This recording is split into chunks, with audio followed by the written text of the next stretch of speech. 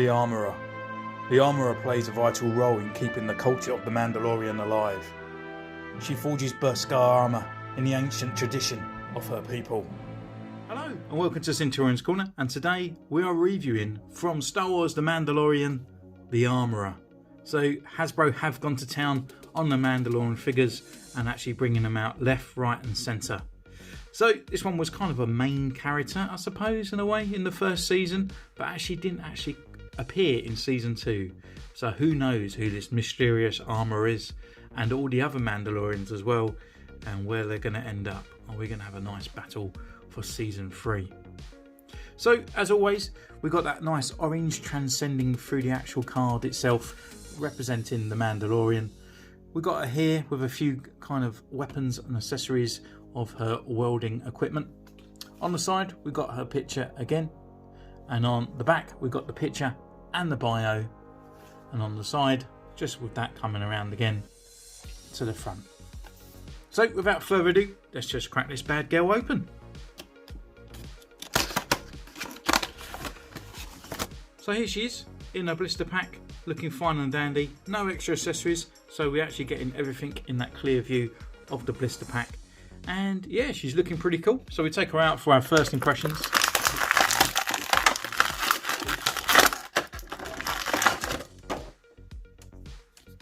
And yeah, she's like feeling pretty cool actually. She actually reminds me that something should actually be out of Skyrim or something like that rather than Star Wars. But what we do, we take away and take some pictures, and we'll see you in a moment.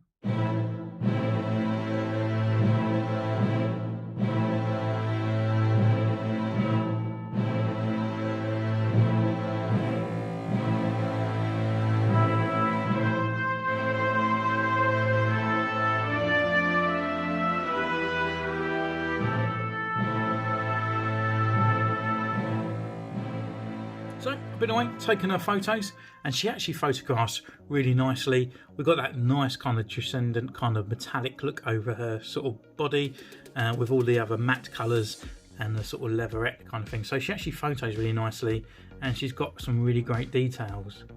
One of my main thing about this character, I'm not particularly over fond of the actual character itself. She was pretty cool in The Mandalorian, but I find her look a little bit kind of non-Star Warsy. That kind of puts me off a little bit. And one of the main reasons I only got this character is just to finish off like the Mandalorians on the shelf. But nonetheless, she's still replicated really well, done by Hasbro into the Black Series line. So she comes with 2 accessories, 3 if you include the kind of back rug that she's got on the back. But the first one is kind of like the welding hammer that she uses to smash the Stormtroopers' faces in.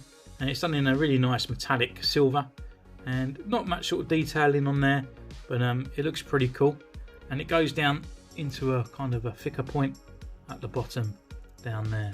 She hasn't got nowhere to hang them, unfortunately, so we just have to leave them to one side. And the other thing that she comes with are kind of like these clamps, like graspers, and they're sort of made of a really sort of thin plastic here, so you can have them together if you wanted them to, or spread them across both hands like so if you require. Detailing on there is obviously just very standard and very metallic as well. Next up is her articulation, and this is where the character is a little bit annoying, but it's not due to the actual design fault, it's just she has a few bits of hindrance there. So her head, we've got left, we've got right, we've got down, and we've got up as well. We've got a bit of lower neck movement down there, and also we've got upper neck movement up the top as well. Arm wise, only can come up this far because we've got this very sort of harder kind of vinyl plastic here. Then obviously only going up this far this way, and that is kind of it. There is a butterfly joint just inside there as well. We've got rotation at the elbow and a single jointed elbow bend that comes up long more than 90 degrees. Rotation at the wrist, and it's also on a hinge.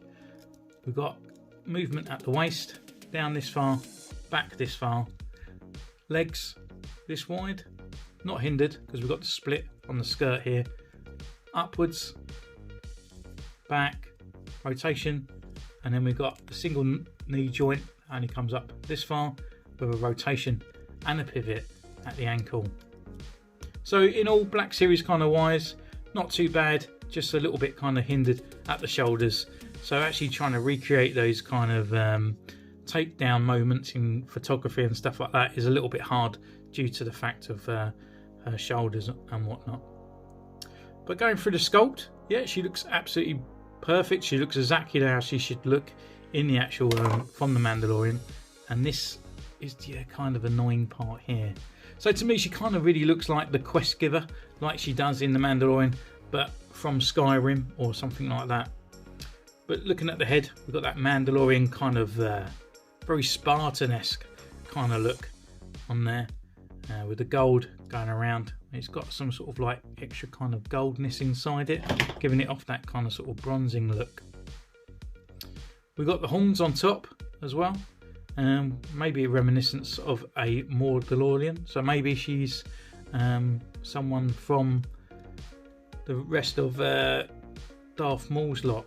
Who knows, as she didn't appear in season 2, which I'm really surprised about. Going down to her chest plate, it's this kind of sort of off pinkish kind of colour, and I love the metallic on it. We've got that kind of traditional Mando kind of bit in the middle of the chest there. These extra leather parts on the side really sort of brings out the detail. And down there to the undersuit, down to the leather gloves with the cross stitching quilting. And that great leather effect on that skirt. Look at that, it looks absolutely amazing. Got that nice tapestry on the back, and again it just looks great, really picks up on the camera. And then we go down to the legs, to the greyness again, and down to the leather boots, and again with that nice leather-esque look on there as well. Belt wise, there's a few details and whatnot. Then there was 2 versions of this character that come out. There was the kind of a Comic Con exclusive one that actually had a material back, and I would be nice to know if anyone can comment down below if this actually was attached to the back, because the plastic version is absolutely irritating. I might just glue it in place hoping that it won't move at all, but yeah, these bits don't clip in, and if you do, you move the arms, it just pushes it straight back out. But the actual sculpt of it looks actually what it's supposed to look like, and doesn't look too bad. And just on the back, it's just kind of normal. Maybe this looks a little bit too high-rised, making her look a bit of an old granny Mandalorian, but she looks cool from the front nonetheless. And I'm actually quite glad that she's on the shelf. They actually did create this character from the Mandalorian, because she was kind of central from the first one, but it's just, I don't know, there was just something slightly about her that I wasn't really too fussed about. But in all, she's on the shelf now, and another one added to the collection. So thank you once again, guys and girls. This brings me to the end of this video. If you like the content, then please subscribe and ding that bell. And you can comment down below or follow me on Instagram, which is in the description, and you can message me about customs and anything you like. So once again, take care, and I'll see you soon. Bye.